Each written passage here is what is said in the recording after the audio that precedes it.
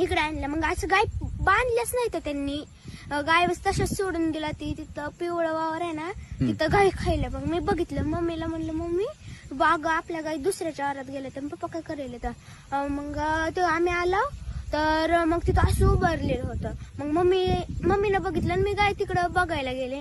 मग मम्मीनं बघितलं, मम्मी म्हणजे चिरकाय. मम्मीनं भाऊजी म्हणून हाक मारली. मग अंकलच्या आधी मी तिकडून आले परत काय झालं की म्हणून. मग अंकल आलं. मग मम्मीला एकट्याला उचलूनच गेलं, म्हणजे असं वर मुंटका करायला उचलणं गेलं. मग अंकलनी ती उचललं आणि आजोबांनी आडकी त्यानं ती दावं कापलं. तू होती सवार होते, पण असं वाटतच नव्हतं असं गेल्यावर भेटते तर कसं पण येऊन भेटते तर मला. कसं भेटते असं म्हणजे लय लाड करतात माझ्या भाऊन. माझा लाड होता जास्त. पप्पा काय म्हणायचं तुला?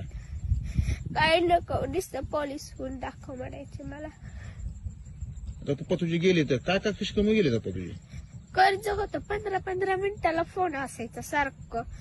अर्धा तास आम्हाला 1.5 तास बसून दाखवल्याला त्यांनी किती फोन येत. असं म्हणजे दमच नव्हता. सकाळी उठलं फोनच. एकदा फोन डबल घेतला. असं रडायचं पण म्हणजे असं आम्ही रानात आलो की सुट्टी दिवशी ती रडायचं गळा धरून मम्मीच्या बी माझ्या बी रडायचं. मग त्यांना सांगा म्हणायचं कोणाचं फोन येतंय काय होतंय, तर सांगत नव्हतं, गप्प बसायचं. असं म्हणजे सहन करायची ही होती त्याच्याकडे. मग त्यांनी सहन केलं असं केलं. आता काय वाटतं पप्पा गेले तुला? वाईट वाटतंय. म्हणजे अशी कोणाची गाडी वाजली की पप्पाची गाडी आली म्हणून वाटतंय.